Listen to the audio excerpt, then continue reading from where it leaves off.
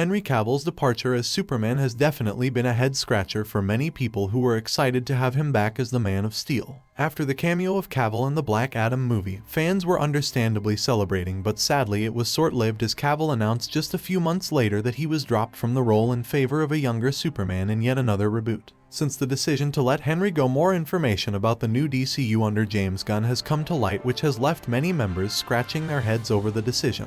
One of the most interesting pieces of information that have popped up over the last week was the news that James Gunn will in fact not be looking for a complete hard reboot of the DC universe, leaving the door open for some of the old actors to stay on in their roles. Late last year it was revealed that showrunners over at DC, including James Gunn himself, were not happy with the direction that Patty Jenkins decided to take Wonder Woman in.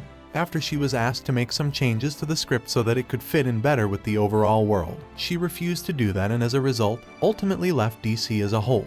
This led to much speculation over the future of the character as well as Gal Gadot. After that, the actress took to social media to reveal that she was ready to turn over a new leaf, and it became clear that her superhero would be rebooted as well. As for Henry Cavill, he was obviously the first to go. After being told by the previous showrunners that he will be returning, Gunn decided against the idea, and soon after we received the news that a younger Superman would be cast. There is a couple of things to note though about the removal of Cavill as the Man of Steel. Henry Cavill originally signed a contract with DC to do 3 movies. He had his own standalone Man of Steel movie, did a follow-up Batman vs Superman movie, and then concluded with the Justice League. Once this was done, he left, and subsequently, the hunt for a new Man of Steel began in 2018. However, even this news itself is not as black and white as you might have thought.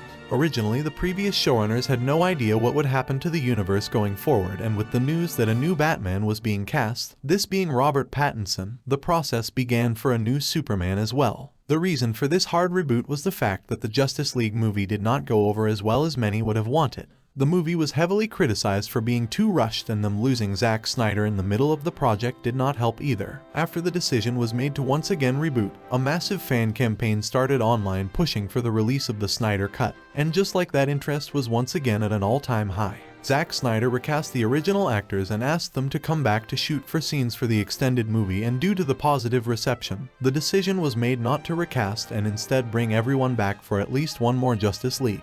Now it should be noted that with the original recast, not everyone was in trouble of being let go. Cavill was on the chopping block because his contract expired and Ben Affleck left the role on his own.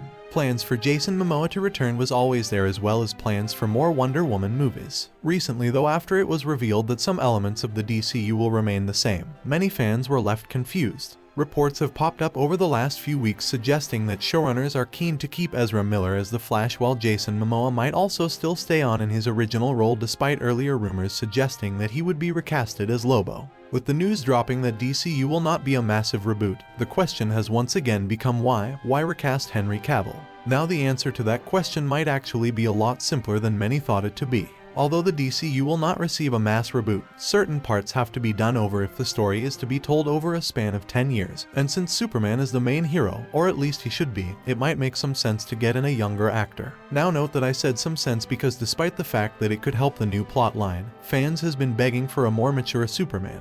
We already know what the story of Clark Kent looks like, and it does not have to be told again. Although James Gunn has said that the new Superman story would not be a reboot, it will still end up being that if you are going to cast a new Superman still discovering his powers. Many were hoping for a battle-hard Superman who could move away from just fighting Lex Luthor or General Zod and move on to other prominent villains. For many, the whole Superman recast has been a symbol of the larger problem the DCU is facing at the moment. Screen Rant writes in their piece, "The treatment of Henry Cavill's Superman in the DCU is the perfect symbol for the franchise's lack of direction. There was a good sense of focus at the beginning, with Henry Cavill's Superman taking center stage in Man of Steel, and fans were excited to see the character return for a sequel. However, rather than giving Cavill's Superman more time to develop on his own, Man of Steel 2 was morphed into Batman vs Superman.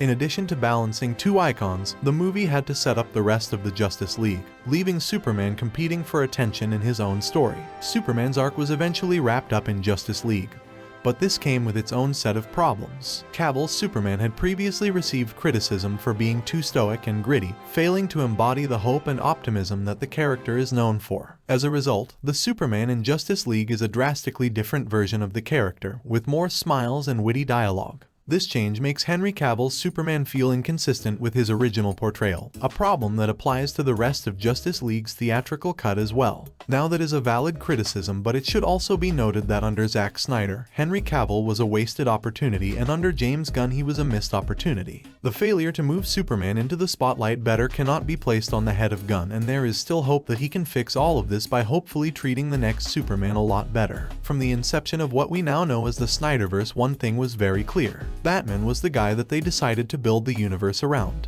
We know this because showrunners at WB actually said that, and also due to the fact that the sequel to The Man of Steel saw Batman front and center in a move that should have never happened. It is understandable though why the decision was made. They were stressing out over the Avengers and wanted to do a Justice League. At that time they did not have a Batman that could be introduced into the Justice League since there was no standalone movie after Christopher Nolan left.